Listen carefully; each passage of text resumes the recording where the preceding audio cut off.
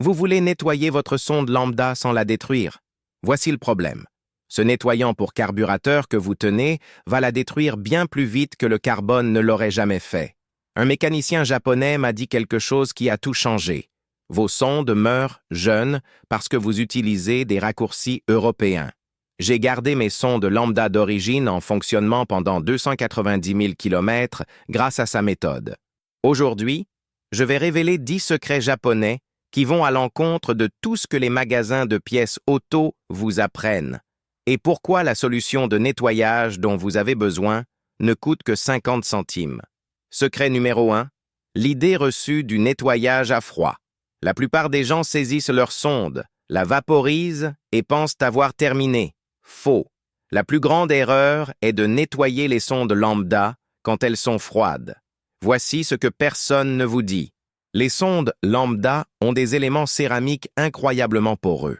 Quand vous vaporisez des produits chimiques agressifs sur une sonde froide, ces produits se piègent profondément dans la structure et ne s'évaporent jamais complètement. J'ai nettoyé 5 sondes en utilisant la méthode de vaporisation rapide. Toutes ont lâché dans les 5000 km. L'approche japonaise est différente. Faites chauffer votre moteur jusqu'à la température de fonctionnement complète, puis laissez-le refroidir naturellement pendant exactement 20 minutes. Cela permet à la sonde d'ouvrir ses pores et de libérer les contaminants naturellement avant d'appliquer une solution de nettoyage. Mais même avec une préparation thermique parfaite, le produit chimique que vous choisissez fera toute la différence. Secret numéro 2. Le problème de la guerre chimique. Les magasins comme Nora Auto ou Feu Vert vendent du nettoyant carburateur, du nettoyant frein ou des nettoyants spéciaux pour sondes à 10 ou 15 € la bombe. Ce qu'ils ne vous diront pas, c'est que ces solvants agressifs rongent le revêtement céramique protecteur de vos sondes lambda. J'ai vu des mécaniciens vaporiser du nettoyant frein sur des sondes délicates à 150 €. C'est comme utiliser un nettoyeur haute pression sur votre smartphone. La méthode japonaise est étonnamment simple. De l'eau distillée tiède, une goutte de liquide vaisselle au pH neutre par tasse. Les dépôts de carbone sont faiblement liés au niveau moléculaire. Une agitation douce dans de l'eau savonneuse tiède les libère sans endommager le revêtement en platine. Différence de coût, 15 € contre 50 centimes. Mais utiliser la bonne solution ne signifie rien si vous ne lui donnez pas suffisamment de temps pour agir. Secret numéro 3. Le secret du temps de trempage. La plupart des gens vaporisent, essuient et terminent en 5 minutes. Se précipiter garantit l'échec. Les techniciens japonais respectent un trempage minimum strict de 30 minutes, et il y a une vraie science derrière ça. Les dépôts de carbone se forment en couches. Un nettoyage rapide n'élimine que la couche supérieure. Dans mes tests, les nettoyages de 5 minutes laissaient 60% de contamination, tandis que les trempages de 30 minutes en éliminaient 95%. Le protocole est simple. Immergez le bout de la sonde et agitez doucement toutes les 5 minutes. Prolonger le trempage à 45 minutes montre des rendements décroissants. 30 minutes est le point idéal. Une fois votre sonde parfaitement propre, la méthode de séchage devient votre prochaine décision critique. Secret numéro 4. La catastrophe du séchage. La plupart des gens utilisent de l'air comprimé pour sécher rapidement les sondes. Voici le problème. L'air des compresseurs d'atelier contient des microparticules d'huile et d'humidité. Même avec des filtres, vous recontaminez votre sonde propre avec du brouillard d'huile de compresseur. J'ai testé ça au microscope. Les sondes séchées à l'air comprimé montraient 30% de contamination en plus qu'avant le nettoyage. La méthode japonaise exige un séchage à l'air naturel pendant au moins 60 minutes. Placez votre sonde sur un chiffon non pelucheux dans un endroit sans poussière. Si vous devez accélérer les choses, utilisez un pistolet thermique sur faible puissance tenu à 30 cm et ne dépassez jamais 65 degrés Celsius.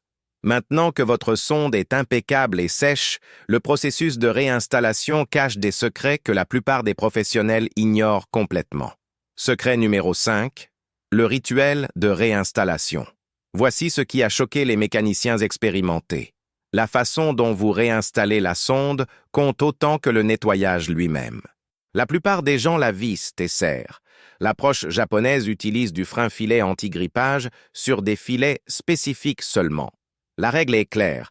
Appliquez du composé anti-grippage à base de nickel sur les 2 premiers filets seulement, jamais près du bout de la sonde.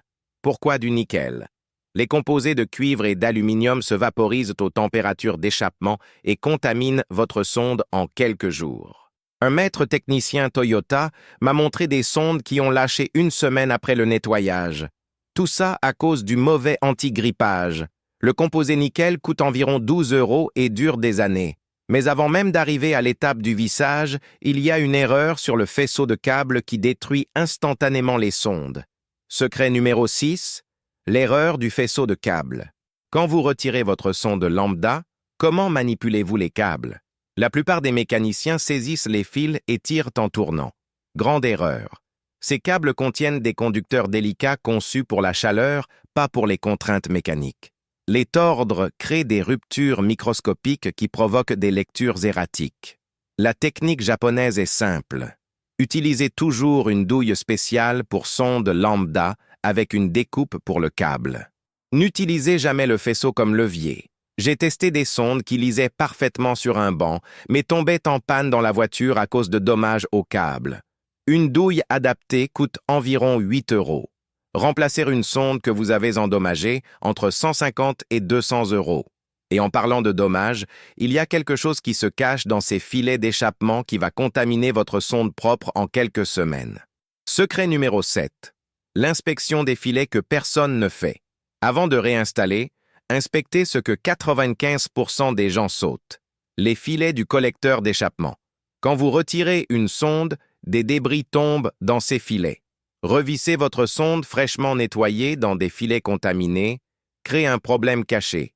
Ces débris agissent comme du papier de verre, et les vibrations les transportent directement vers l'élément de la sonde.